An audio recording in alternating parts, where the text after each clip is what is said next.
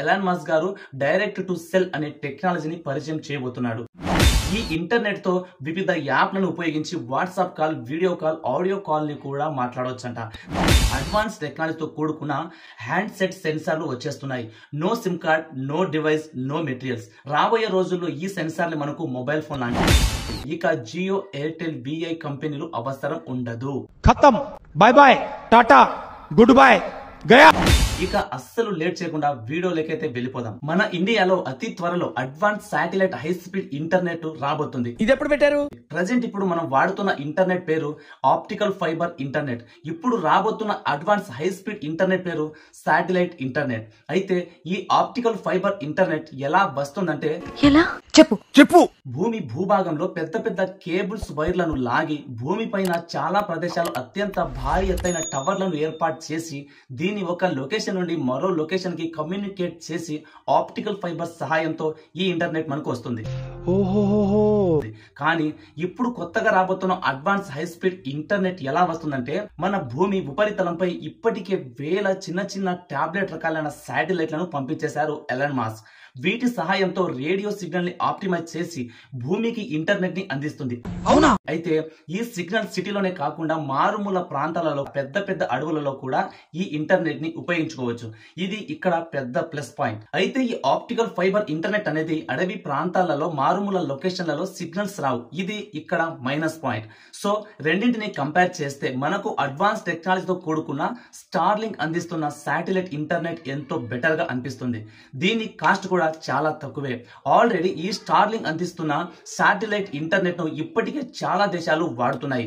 Belgium, Denmark, Switzerland, Ireland, Netherland, Australia, Portugal, United States, Mexico, Italy, New Zealand, Germany, France, Canada, ఇలా చాలా దేశాలలో ఈ Starlink internet ని వాడుతున్నారు. ఇప్పుడు మన దేశంలో కూడా ఈ స్టార్లింక్ ఇంటర్నెట్ ను అందించాలని ఎలాన్ మస్క్ గారు ప్రధాని మోడీ గారితో మీట్ అయ్యారు.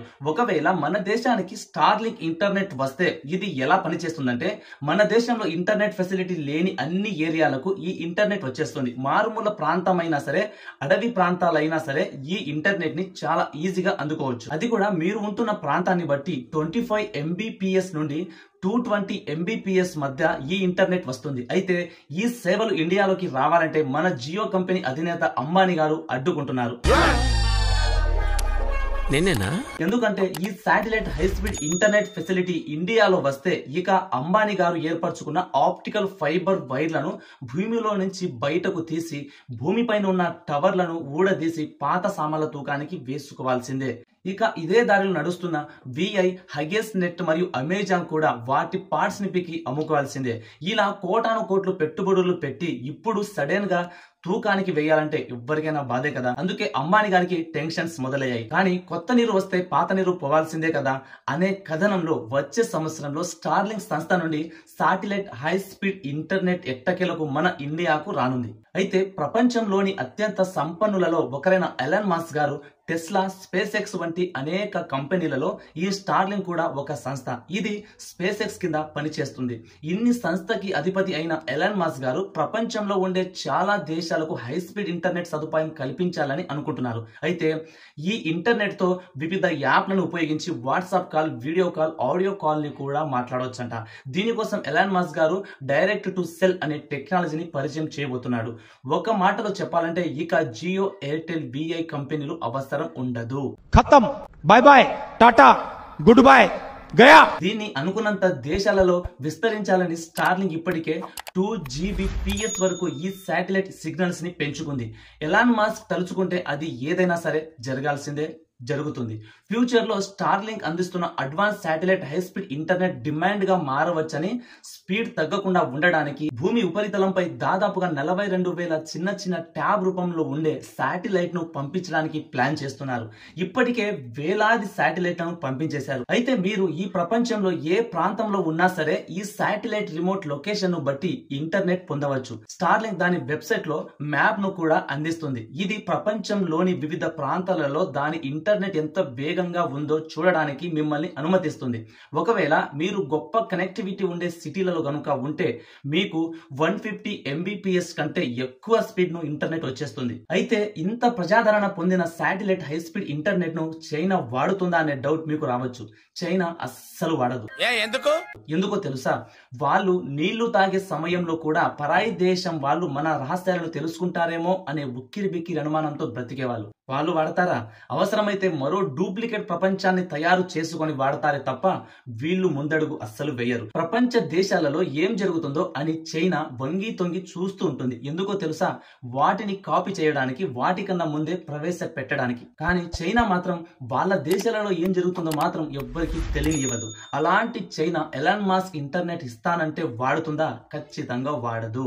అయితే చైనా విషయాన్ని కాసేపు పక్కన పెట్టేస్తే ఈ స్టార్లింక్ శాటిలైట్ ఇంటర్నెట్ ను మనం వాడుకోవాలంటే దీనికి కావాల్సిన మెటీరియల్ ఏంటో మీకు తెలుసా? శాటిలైట్ డిష్ వైఫై రూటర్ తో అన్ని కేబుల్స్ ని కలిగి ఉన్న ఒక ప్రత్యేక కిట్ ని మనం కొనుక్కోవాలి.